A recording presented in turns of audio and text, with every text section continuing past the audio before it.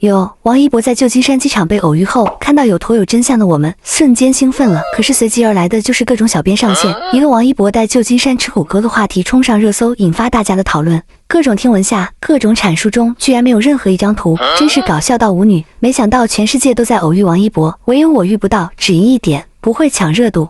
口上说吹捧，结果向来都是货真价实的表达。这次我服了，只想说一点，本身来历不明的图就是不应该传。为了抢热度传就更不对，水灵灵的王一博出现在旧金山机场，我们思念的人出现，自然开心。可是添油加醋进行过度加戏，那就是你的不对喽。何况有些偶遇本身并不仅仅是为了回馈一两张无图换取热度，而是给王一博增加很多的不方便。户外拍摄一旦暴露了行踪，就很可能会有非职业的人群，甚至带有目的的人埋伏在他的训练拍摄环境里。他不是录综艺，他是在进行野外攀岩纪录片的拍摄。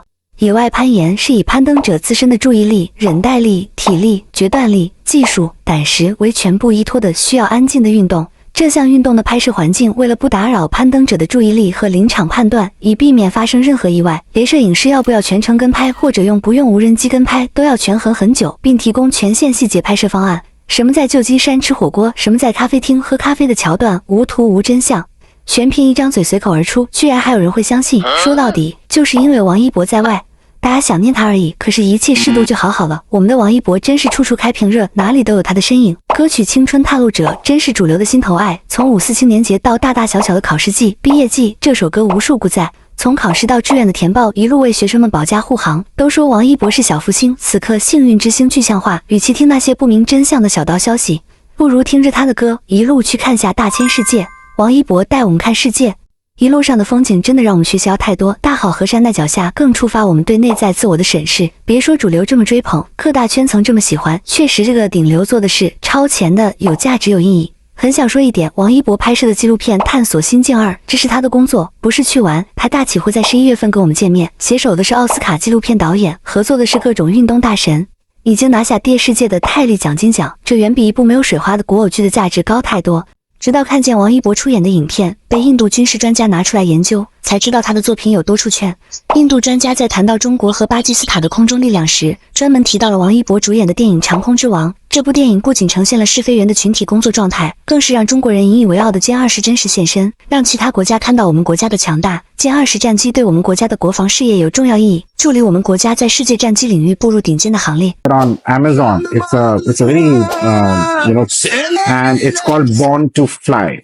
Now this is the answer to the American movie, and I watched the movie and I was amazed by the quality of production and the way that the storyline has been completely brought in, which focus on air power. 长空之王的走出国门，不仅让国外网友感受到中国空军的力量，更是展示了中国试飞员的精神。值得一提的是，当初拍摄影片的时候，导演没有代表作，没有票房，也没有经验，但王一博并没有以这个作为接戏的条件，而是看过剧本后觉得很有意义，这才接下了这部剧。所谓的正能量，说的就是王一博凭借自身流量传达了中国文化。而当初王一博主演的《热泪》也曾在韩国等外地播放，当时在韩定档上映的时候，预约人数直接达到了韩国总人口数的4%。无名在小日子定档时，主打一个大快人心，抗日电影带到小日子面前，每一个举动都在复仇，关键是小日子还特别的欢迎，而我们要的就是这个待遇。单从这方面看，王一博简直是太给国人长脸。而王一博主演的3部电影在泰国上映时都拿下不错的成绩，其中无名拿到泰国近20年来引进中国新片票房第一。除此之外，王一博主演的《有匪》还被小日子电视台买下，而当初的《陈情令》更是让国潮文化在东南亚国家爆火的追风格，不仅在国内是一博的第一部上新男主剧，到了海外直接定档了190多个国家播出，被翻译成英语、泰语、韩语等多个国家语言，让我们国家的观众从金融视角见证了地下工作者的抗战经历，同时也让其他国家观众了解了新中国建立的伟大历程，足以见得教育意义有多重吧。这波文化输出必须给满分。从每部作品受欢迎的程度来看，王一博担当得起被称为实力演员。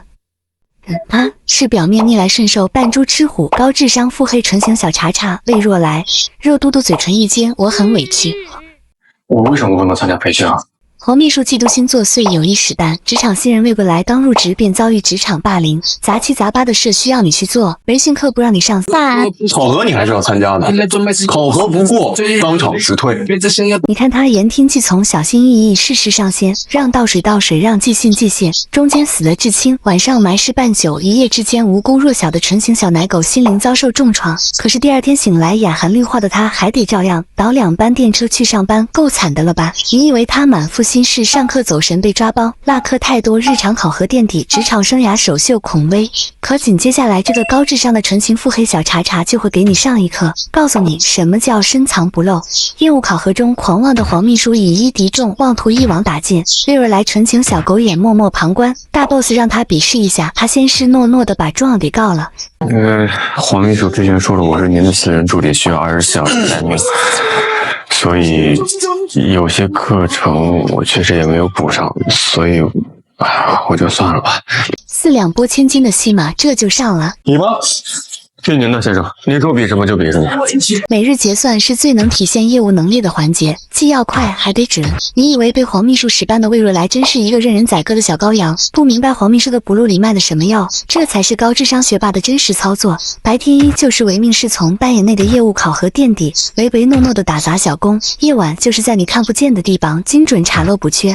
我和爱因斯坦在智商上的差别，就是别人和魏若来的差别。黄秘书一上来就过算盘，而魏若来先是心算，再是算盘。胸有成竹的黄秘书大手一挥，自以为胜券在握，没想到黄雀在后。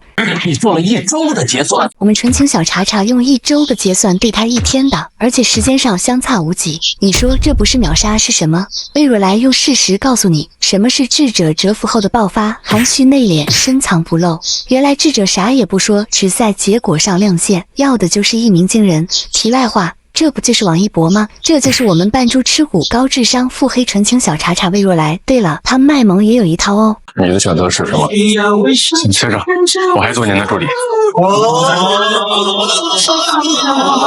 能让高奢竞品和谐相处，王一博才是当之无愧的真顶流。在出了名霸道的蓝色顶奢香奈儿最高 title 基础上，罗意威高调官宣王一博成为全球品牌代言人，且无考察期直接空降。突然想起在这之前，有人造谣说王一博痛失香奈儿的代言，因为没有人敢相信会有人能够同时拥有2个高奢代言。然而这一原则就这么被王一博打破了，就连官宣时间是在早传7点，就为了在10点钟不耽误迎接王一博下飞机。所以啊，能让法国人这么早爬起来工作，足以证明品牌爸爸对他有多么重视。其实早在4年前，罗意威就对王一博念念不忘。在综艺《极限青春》中，一博手中的蒲扇就是罗意威专门送给贵宾的礼物。还有一本5大杂志《Comus K 记》也是罗意威推送买单的。如今终于如愿以偿拥有了王一博，或许是感受到了危机感，沙麦尔开始为爱疯狂。虽然只是一个电影之夜，但品牌方不远万里空运来2个真品珠宝。只见王一博走红毯时，胸前佩戴着价值300万的山茶花胸针，到了内场又换上了价值超500万的 Spring in Venice 胸针，简直就是把一套房穿在了身上，妥妥的贵气小王子。而晚会之后，全网都感叹山奈尔给了王一博专宠牌面，可我倒觉得这是品牌方在吃醋争宠呢。毕竟在服装品牌领域，王一博已经实现了北斗七星，如今罗意威的到来直接让他八仙过海，一个个还都是品牌 top 的老大，这换做谁能不急眼呢？只能狂狂的使用超能力砸向王一博。但不管多大的牌面都是他应得的，因为在别的明星还在试图用代言给自己抬咖时，王一博早就开辟了新赛道，那就是用自己恐怖如斯的影响力为品牌抬咖。记得去年林氏家居在官宣其为代言人的那天，直接创下了20分钟销走额破亿的神话。后来的新品发布会上，副总裁当众表示，自从王一博代言品牌后，光是同款沙发的销量就突破了4.7万卷，轻松拿下了1个亿的销售额，并且从18年到20年，王一博稳稳登上最具消费影响力明星的榜单。所以呀，这样行走的摇钱树，哪个品牌方不稀罕呢？这才是真顶流该有的效应。